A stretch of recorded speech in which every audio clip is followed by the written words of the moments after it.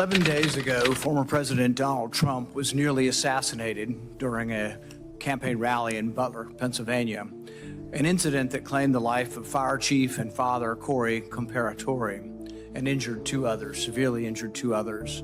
While the specifics of what happened on July 13th and the days leading up to it are still unclear, we know that there were multiple reports by law enforcement on the ground of a suspicious activity by someone who turned out to be the shooter for over an hour before the shooting actually happened. The shooter was able to position himself on a roof of a building only 500 feet away with a direct line of sight of President Trump. This lapse highlights a disturbing series of failures in our security operations. As the Senate committee with jurisdiction of the Department of Homeland Security, including the United States Secret Service, we have a responsibility to uncover the truth about how the former president and now Republican nominee was almost assassinated by a 20-year-old on an unguarded roof despite repeated warnings. Yet committee members and staff have had to direct attention to a markup agenda of 53 bills, including 18 bills to name post offices. While it was announced yesterday that we're only voting on one bill today, the rest are looming for next week. I think we really need to be looking primarily, if not solely and exclusively, at the assassination attempt and putting naming of post offices on a back burner. We should prioritize obtaining answers to the most basic questions. How did this happen?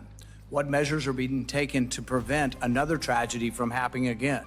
To President Biden, to Vice President Harris, to former President Trump, what failures led to this colossal disaster? Some of the first steps we need to take are interviewing the lead Secret Service agents in charge for planning and securing the Butler event and local law enforcement officials involved. We owe it to the American people to uncover the truth.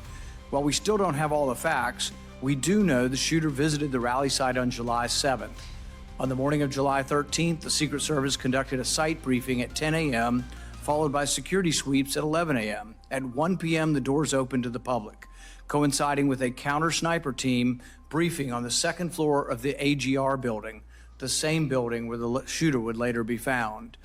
We know that the shooter visited the site with a drone flying over the area, later purchasing 50 rounds of ammunition at a local gun store, the same rifle purchased by his father in 2013. Despite being alerted to a suspicious man lingering at the rally site around 5 p.m., the Secret Service lost track of the shooter. By 5:51 p.m., the Pennsylvania State Police notified the Secret Service of an individual with a rangefinder. At 5:52, the Secret Service alerted the counter-sniper team of the suspicious subject. Reports indicated that the shooter was spotted over an hour before the shooting, and yet the president was allowed to go on the stage. This is an inexcusable mistake. It doesn't make the person a bad person who did this, but it's an inexcusable mistake, and it means that the person who made this judgment call, not to warn the president, not to stop the proceedings, is someone who can no longer be in that position and no longer has the trust of the American people to have the judgment to do that job. So without question, that person has to be interviewed. We can't have a hearing or an investigation where we interview the PR people for the Department of Homeland Security. The principals involved have to be interviewed. At 6:09 p.m., several rallygoers noticed this suspicious man on a rooftop near the stage and tried to alert law enforcement. At 6:11, as Trump spoke, the shots rang out. Trump reached for his right ear and took cover behind the podium. Moments later, Secret Service evacuated the former president to Butler Memorial Hospital. Fire Chief Comparatori was hit and two others were severely injured. The Secret Service counter-sniper team returned fire, wounding and killing the shooter. Later that evening at 10:30 p.m., the Secret Service turned this over to the FBI. Nearly 2 weeks have passed since Americans witnessed an attempt on a former U.S. president's life in broad daylight. Yet so many questions remain unanswered. Monday, the House Oversight Committee hosted a hearing with Secret Service Director Cheadle. She came only under duress. She came under subpoena. We have to use the power of the subpoena because the natural tendency of the executive branch under either party is to cover up and not to reveal things. Their attempts now are not to reveal who the Secret Service agent was in charge and not to allow them to testify. That cannot be tolerated, and that person should be brought forward as soon as humanly possible by subpoena. The independent review panel created by the DHS Secretary Mayorkas earlier this week does not address our need for transparency and congressional oversight. How can we trust that this board that is exempt from the Federal Advisory Committee Act and other transparency laws will deliver a truly independent investigation? How can this board access classified information while members of this committee have yet to receive a classified briefing on the incident? Will the board's full report be made public to the American people, or will the public only see an executive summary, as has been done in the past?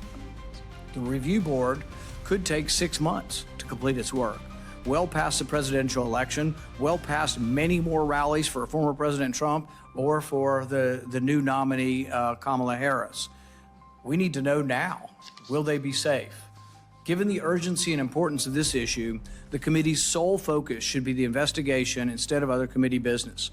I ask the chairman to join me in insisting on having at least the Secret Service Special Agent in charge from Pittsburgh, the Secret Service lead advance agent for the Butler event, and the leaders of local law enforcement agencies involved in the event come to this committee before we leave town next week. It is our duty and our utmost responsibility to ensure that we learn from this failure and hold those responsible accountable. We owe it to the American people to uncover the truth.